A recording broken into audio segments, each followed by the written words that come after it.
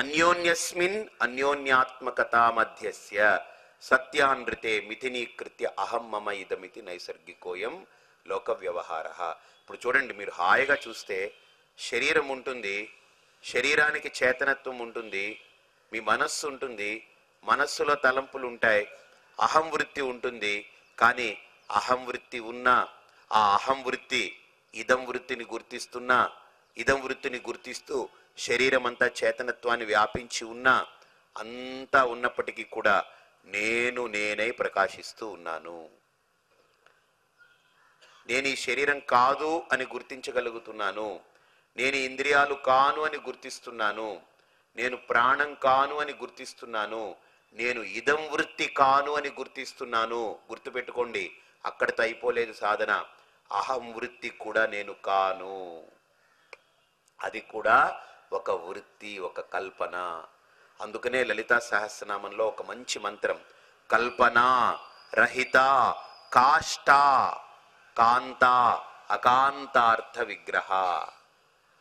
అంటే కల్పన రహిత కాష్ట అంటే ఈ కల్పనలన్నీ ఎక్కడైతే రహితములవుతున్నాయో, ఎక్కడైతే ఈ కల్పనలన్నీ పడిపోతున్నాయో అదే కాష్ట, అంటే అదే నా స్వరూపము.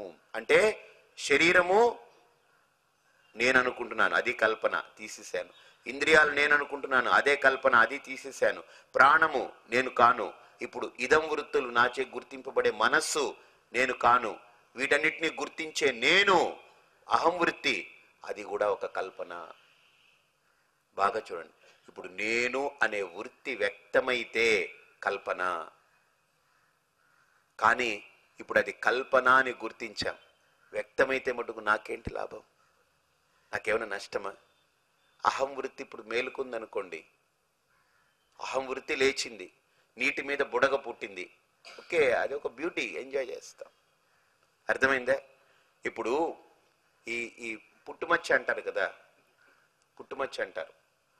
ఇప్పుడు ఒక స్త్రీకి ఇక్కడ పుట్టుమచ్చ ఉందనుకోండి, అది బ్యూటీ స్పాట్ అంటాం. అది ఇక్కడ ఉందనుకోండి సమస్య, ఇక్కడ పట్టింది అనుకోండి అది సమస్య. అది ఇక్కడుందనుకోండి అందం, మంచిదే, ఉండనివ్వండి. అలా ఉండనుకున్నానే ఇక్కడ ఉంటే ప్రాబ్లం. అలాగనే అహం వృత్తిని అర్థం చేసుకోకపోతే ప్రాబ్లం, అర్థమైపోతే పరమార్థమే మిగులుతుంది అక్కడ. ఉండనివ్వండి, అది what's wrong in that? What is big deal? అహం వృత్తి హాయిగా ఉంటుంది, ఏమైనా ఇబ్బందే? చెప్పండి చెప్పండి, అహం వృత్తితో ఉన్న సమస్యనా? అస్సలు ఇన్ఫ్యాక్ట్ గుర్తుపెట్టుకోండి, ఆ అహం వృత్తి ఉంది కాబట్టే ఇప్పుడు మీరు నన్ను వినడానికి ఇక్కడికి వచ్చారు. ఇది విని బయట పడగలగడానికి కూడా అహం వృత్తే కారణం. చూసారా, ఏ వృత్తి అయితే సరిగ్గా అర్థం చేసుకుంటే మోక్షాన్ని ఇస్తుందో, ఏ వృత్తినైతే సరిగ్గా అర్థం చేసుకోకపోతే బంధం ఇస్తుందో, అదే అహం వృత్తి, ఇంకేది కాదు. కాబట్టి ఇక్కడ సంసారం బంధం కాదు, ప్రపంచం బంధం కాదు, భార్య బంధం కాదు, భర్త బంధం కాదు, పిల్లలు బంధం కాదు, ఇల్లు బంధం కాదు, లేకపోతే సన్యాసం బంధం కాదు, ఆశ్రమం బంధం కాదు, ఏది బంధం కాదు. బంధం ఏంటి? వీడు. అవగాహన రాహిత్యమే బంధము. అందుకని అన్నమయ్య తెలిసితే మోక్షము, తెలియకుంటే బంధము అన్నాడు. అవగాహన మోక్షాన్ని ఇస్తుంది, అవగాహన రాహిత్యమే బంధానికి దారితీస్తుంది. అర్థమైందా? ఆ క్లారిటీ కలిగితే ఇప్పుడు అహం వృత్తి కూడా, అక్కడ జ్ఞాని జ్ఞాని అంటున్నాం కదా, ఎవరు తెలుసా అండి జ్ఞాని? ఆ అహం వృత్తే. అంతేగాని నేను కాను, నేను ఎప్పుడు సదా జ్ఞానిని. అహమస్మి సదాభామి కదాచిన్నాహమప్రియ బ్రహ్మైవాహమత సిద్ధం సచ్చిదానంద లక్షణం. ఉపనిషత్ అంటుంది, నేను జ్ఞానిని అవ్వడం అనేటువంటిది ఏం లేదు, ఉన్నదే జ్ఞానం నాకు. అటువంటి జ్ఞానాన్ని గుర్తించలేని తనమే అహం వృత్తికి ఉంది. కాబట్టి అహం వృత్తి అనేటువంటిది చూసారా, నీళ్లు ఉన్నాయనుకోండి, నీళ్ల మీద బుడగ ఏర్పడితే బాగా చూడండి, మన దృష్టి బుడగ మీదకి వెళుతుంది, నీళ్ల మీద వెళ్ళదు. మనకు బాగా తెలిసినా, ఇది నీళ్లే అని తెలిసినా, బుడగ అనేటువంటిది ఒక ప్రత్యేకత, ఒక ఎంటిటీ మనం ఫీల్ అవుతామా లేదా? ఇది ఉంగరం అని మనం గుర్తిస్తున్నాం. కానీ మనకు బాగా తెలిసి ఇది బంగారమే అని. కానీ బంగారమే అని తెలిసిన ఈ నామరూపం ఎప్పుడైతే కలిగిందో దీనికి ఒక ప్రత్యేకమైనటువంటి దృష్టి ఉందా లేదా? ఎందువల్ల ఉంది? ఎందువల్ల కలిగింది? రెండిటి వల్ల కలిగింది. ఒకటి నామరూపాలని చూస్తూ ఉండిపోవడం వల్ల, రెండు బంగారాన్ని గుర్తించలేకపోవడం వల్ల. అంటే పదార్థం దాకే వెళ్ళి ఆగిపోతున్నాం, యథార్థం దాకా వెళ్ళలేకపోతున్నాం. That is the problem.